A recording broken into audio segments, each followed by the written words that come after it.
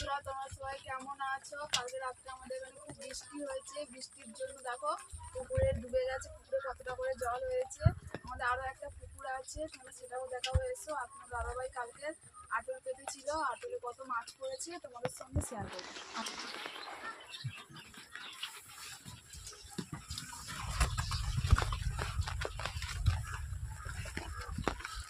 এই দেখো, এই একটা পুকুর, এই পুকুরটা কত জল হয়েছে